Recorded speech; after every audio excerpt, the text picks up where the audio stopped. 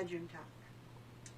So, I've been going through Facebook this afternoon and looking at various conversations, things that people are posting, and there's just so much controversy going on back and forth, you know, people for Hillary, people for Trump, people against Hillary, people against Trump, and anyways, there's just so much going on between the parties, and I had decided, you know, a couple of weeks ago that I was going to embrace my Latin heritage, and I went ahead and, you know, did some research on some Latinas for Trump, because I thought I would go ahead and make public my support for Trump, and I put that out on Instagram, and, you know, within hours I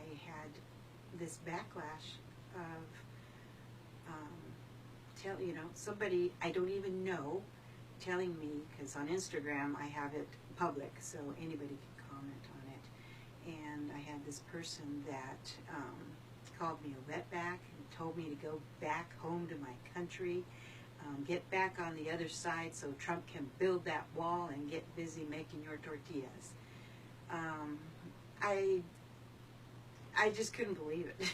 I'm just like, oh my gosh. I go, I'm an American. I'm American born, third generation, come on. And, but they didn't care about that. You know, they made that comment that, you know, it doesn't matter, just go back to your country. So I'm sharing that with my husband, and so I'm, you know, and we have these conversations, you know, laying here in bed, and I just kind of, you know, and today too, we had other conversations that were going on, and so I'm just, you know, sharing these things with him, and so it just has so much more insight into what people are really talking about. So I really want you to hear what he has to say about what this guy was telling me, you know, calling me a wetback. So your take on this was that this guy was a Hillary supporter, and evidently he was. Yes. And I'm just flabbergasted, because the whole idea of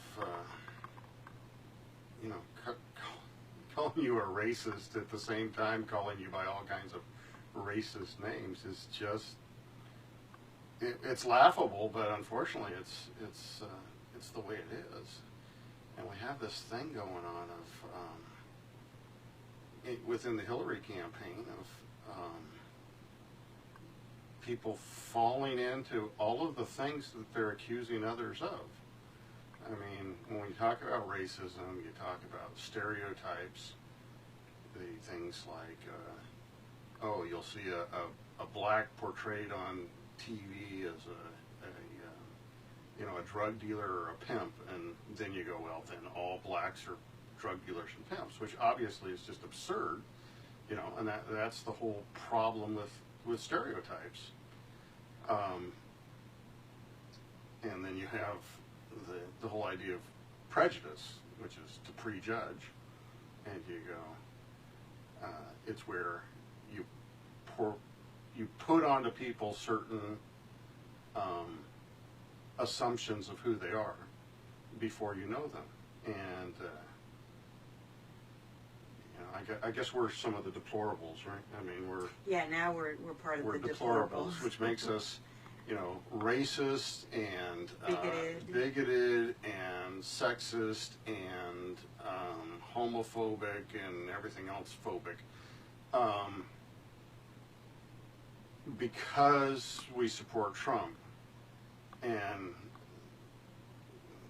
that's about as prejudiced as you can get. You know, people that don't know you will call you all these things, assuming who you are, without knowing you and not wanting to know you, because they want to put you in a basket, so they can call you deplorable and dismiss anything you have to say as insignificant, unimportant, and not worth listening to. And it's just all of this all of the things of racism are being poured out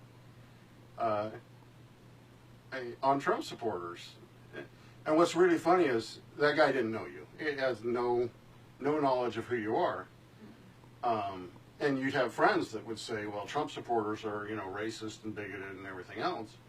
But then you go, well, am I racist or bigoted? And I go, oh, well, not you. In other words, people that we actually know, we don't call racist and bigoted. It's only people that we don't know that we want to put in a basket that we want to call by those names. And, my challenge is, if Trump supporters are racist and bigoted, then name some and show how it is that they're racist and bigoted. I'm not talking real racism and bigoted, not, he called me a name. Our second graders and third graders know better than that, Sticks and stones can break my bones, but words can never hurt me. But we're, in America, land of the free and home of the brave. We're like, you called me a name. It's just pathetic at what we've become. I mean, we're so hypersensitive and so wanting to call, find a racist and a bigot, under every rock or behind every thing. It's just, show me some. Show me some. I haven't seen very many of those, period. And, it doesn't, the insult doesn't bother me because I know I'm not a racist or a bigot, so, And I know I'm not a wetback, so that person's comment didn't bother me in the slightest. So, they don't really hurt me. It doesn't bother me. What bothers me is that we've lost in America all of our freedom of speech. We've tried to put everybody into categories and everybody into baskets, and tried to divide and conquer. So I guess that's enough for this segment, huh? Yes. Maybe we'll be back. You can participate in some of these private conversations we've been having in our bedroom. Yeah. So, but anyways, it was fun.